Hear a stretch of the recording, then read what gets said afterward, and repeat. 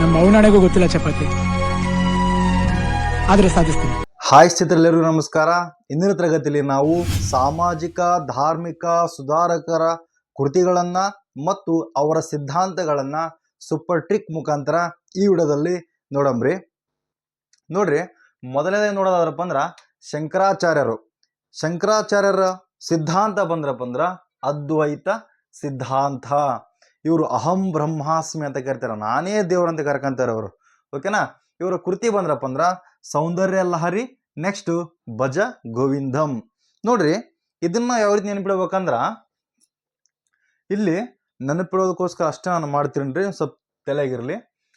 ಇಲ್ಲಿ ಶಂಕರಾಚಾರ್ಯರು ಬರ್ತಾರಲ್ಲ, ನಾನು ಇಲ್ಲಿ ಏನ್ ತಗೋತೀನಿ ಅಂದ್ರಪ್ಪ ಸೂಪರ್ ಟ್ರಿಕ್ಗೋಸ್ಕರ ನಮ್ಮ ಶಂಕರ್ನಾಗ್ ತಗೋತೀನಿ ನಾನು. ಏನು ಶಂಕರ್ನಾಗ್ ಗೊತ್ತಲ್ಲ, ಶಂಕರ್ನಾಗ್ ಗೊತ್ತಿರುತ್ತಲ್ರಿ, ಎಲ್ಲರಿಗೂ ಗೊತ್ತಿರೋದೆ ಶಂಕರ್ನಾಗ್. ಯಾಕಂದ್ರಪ್ಪ ಅಂದ್ರೆ ನಮ್ಮ ಕರ್ನಾಟಕದಲ್ಲಿಯೇ ಅತಿ ಅದ್ಭುತವಾದ ಕಲಾವಿದ, ಅತ್ಯಂತ ಶ್ರೇಷ್ಠ ಆಕ್ಟರ್, ಹೌದಲ್ರಿ ಶಂಕರ್ನಾಗ್. ಓಕೆನಾ. ಇವರು ಆಗಲೇ ಹೇಳಿಬಿಟ್ಟಿನಿ ನಾನು, ಶಂಕರ್ನಾಗ್ ಯಾವ ರೀತಿ ಕಲಾವಿದ ಅಂದ್ರ ಅತಿ ಅದ್ಭುತ.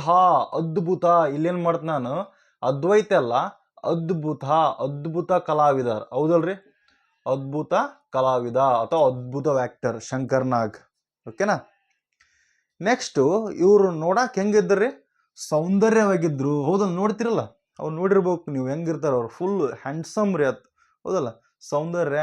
ನೆಕ್ಸ್ಟ್ ಶಂಕರ್ನಾಗ್ ಇಮಿಟೇಟ್ ಮಾಡ್ತಿರ್ತಾರೆ ಕೆಲವೊಬ್ರು, ಈ ತರ ಕತ್ತಿಗ ಹಿಂಗೆ ಹೋಗ್ತಿರ್ತಾರೆ, ಹೌದಲ್ಲ.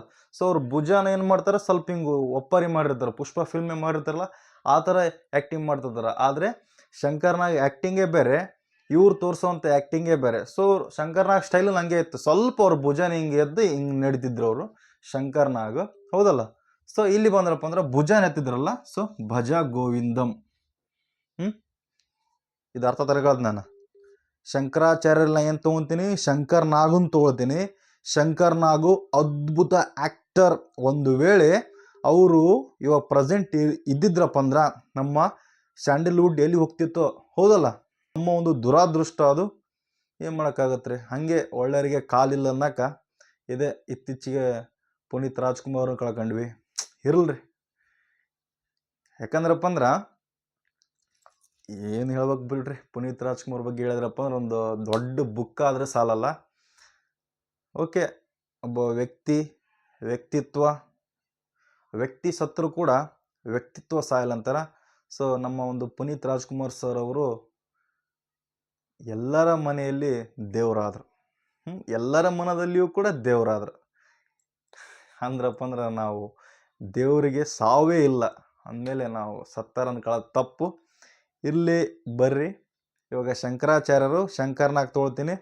ಆ ಶಂಕರ್ನಾಗ್ ಏನು ಮಾಡ್ತಾರೆ ಅಂದ್ರಪ್ಪ ಅಂದ್ರೆ ಅದ್ಭುತ ಆಕ್ಟರ್. ಇಲ್ಲಿ ಬಂದ್ರಪ್ಪ ಅಂದ್ರೆ ಅದ್ವೈತ ಅದ್ಭುತ ಎರಡು ಒಂದು ನೋಡ್ರಿ, ಇಲ್ಲಿ ಬರೀ ಬೋಕ್ ಒತ್ತಷ್ಟೇ, ಇಲ್ಲಿ ಅಷ್ಟೇ ಅದ್ವೈತ, ಇಲ್ಲಿ ಅದ್ಭುತ. ನೋಡಕ್ಕೆ ಹೆಂಗಿದ್ರು ಅವರು, ಸೌಂದರ್ಯವಾಗಿದ್ರು, ಸೌಂದರ್ಯ ಲಹರಿ. ನೆಕ್ಸ್ಟ್ ಅವ್ರು ಯಾವಾಗಲಿ ಹಿಂಗೆ ಭುಜ ಹಿಂಗೆ ಮಾಡ್ಕೊಂಡು ಭಜ ಗೋವಿಂದಂ. ಓಕೆನಾ. ನೆಕ್ಸ್ಟ್ ನೋಡ್ರಿ, ರಮಾನುಜಾಚಾರ್ಯರು. ಯಾರ್ರಿ, ರಮಾನುಜಾಚಾರ್ಯರು ಸಿದ್ಧಾಂತ ಬಂದ್ರಪ್ಪ ಅಂದ್ರ ವಿಶಿಷ್ಟಾದ್ವೈತ ಸಿದ್ಧಾಂತ. ಇವರ ಪ್ರಮುಖವಾಗಿರ್ತಕ್ಕ ಕೃತಿ ಬರೀತಾರ್ರಿ ವೇದಾಂತ ಸಂಗ್ರಹ, ವೇದವ್ಯಾಸ. ಓಕೆನಾ. ಇಲ್ಲಿ ನೋಡ್ರಿ, ಇದನ್ನ ಹೆಂಗೆ ನೆನಪಿಡ್ಬೇಕಂದ್ರ ನೋಡ್ರಿ, ಇಲ್ಲಿ ರಮಾನುಜಾಚಾರ್ಯ ಯಾರು ತಗೋತೀನಿ, ರಾಮನಷ್ಟೇ ತಗೋತೀನಿ ನಾನು. ಶ್ರೀರಾಮಚಂದ್ರ, ಹೌದಲ್ಲ. ಶ್ರೀರಾಮ ಹೆಂಗಿರುತ್ತಂದ್ರಪ್ಪ ಅಂದ್ರೆ ಅವರ ವ್ಯಕ್ತಿತ್ವ, ಅವರು ಸಾಮಾನ್ಯ ವ್ಯಕ್ತಿಯಾಗಿ ಹುಟ್ಟಿದ್ರು ಕೂಡ ದೇವರಾಗ್ಬಿಡ್ತಾರೆ, ಹೌದಲ್ರಿ. ಇವಾಗ ನಾವು ಶ್ರೀರಾಮ ಅಂದ ತಕ್ಷಣ ದೇವರ ರೂಪ ಅವರು, ಹೌದಲ್ಲ. ಅವರ ವ್ಯಕ್ತಿತ್ವ ಹೆಂಗಿತ್ರಿ, ವಿಶಿಷ್ಟಾದ್ವೈತವಾಗಿತ್ತು. ಹೆಂಗಿತ್ತು, ವಿಶಿಷ್ಟಾದ್ವೈತವಾಗಿತ್ತು. ಓಕೆನಾ. ಇದು ಗೊತ್ತನ್ಕದ್ ನಾನು. ರಾಮನಲ್ಲಿ ಬರೀ ರಾಮನಷ್ಟೇ ತಗೋತೀನಿ, ಶ್ರೀರಾಮನಷ್ಟೇ ತಗೋತೀನಿ. ರಾಮನ ವ್ಯಕ್ತಿತ್ವ ಹೆಂಗಿತ್ತು, ವಿಶಿಷ್ಟಾದ್ವೈತವಾಗಿತ್ತು. ಅದಕ್ಕೋಸ್ಕರ ಅವರು ಮಾನವರಾಗ್ಲಿಲ್ಲ, ದೇವರಾದ್ರು. ಓಕೆನಾ.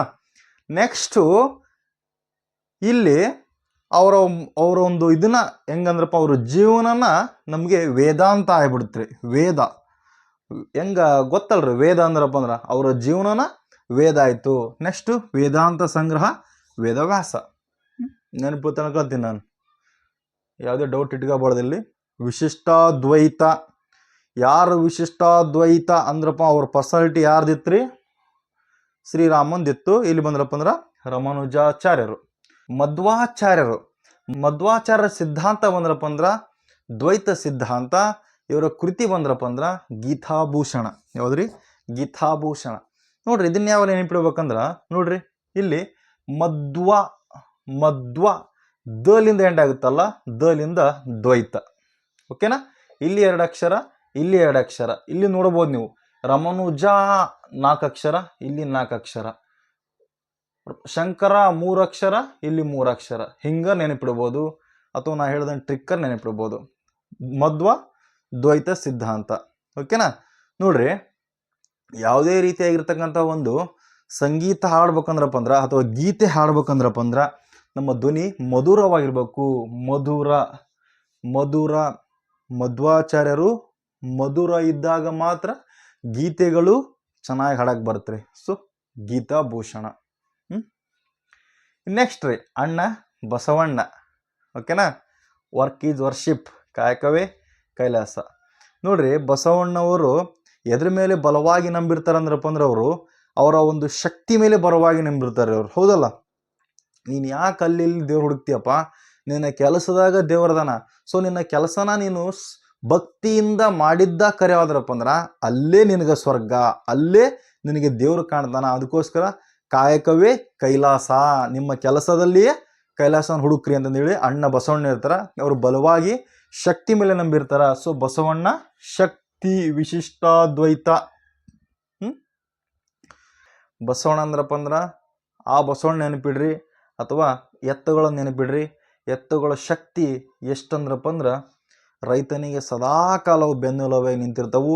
ಒಬ್ಬ ಮಗ ಕೆಲಸ ಮಾಡದೇ ಹೋದರೂ ಕೂಡ ಆ ಒಂದು ಬಸವಣ್ಣ ಅಥವಾ ಎತ್ತು ಮಗನಿಗಿಂತ ಹೆಚ್ಚಾಗಿ ಹೊಲದಾಗ ದುಡಿತೈತಿ. ಇಲ್ಲಿ ಮಗನಿಗೆ ಪ್ರೀತಿ ವಾತ್ಸಲ್ಯ ಎತ್ತಿಗಿಂತ ಕೂಡ ಜಾಸ್ತಿ ಕೊಟ್ಟರು ಕೂಡ, ಆದರೆ ಶಕ್ತಿಯಲ್ಲಿ ಮಗ ಎಷ್ಟು ಮಾಡ್ತಾನಲ್ಲ ಅದಕ್ಕಿಂತ 10 ಪಟ್ಟು ಎತ್ತು ಮಾಡ್ದ, 10 ಅಲ್ಲ 100 ಪಟ್ಟು ಮಾಡ್ತಾವ್ರಿ. ಹೌದಲ್ಲ? ಇಲ್ಲಿ ಬಂದ್ರಪ್ಪ ಅಂದ್ರೆ ಶೂನ್ಯ ಸಂಪಾದನೆ. ಅವು ಎತ್ತು ಅಷ್ಟೇ ಏನು ಕೇಳ್ತಾವ್ರಿ? ಏನಾರ ನನಗೆ ಬಿಸ್ಕೆಟ್ ಕೊಟ್ಟು, ಅಥವಾ ಬ್ರೆಡ್ ಕೊಡಿಸು, ಅಥವಾ ನನಗೆ ಚಲೋ ಬಟ್ಟೆ ಕೊಡಿಸು, ಮೊಬೈಲ್ ಕೊಡಿಸು, ಮೊಬೈಲ್ ರೀಚಾರ್ಜ್ ಮಾಡಿಸು, ಏನೂ ಇಲ್ಲರಿ.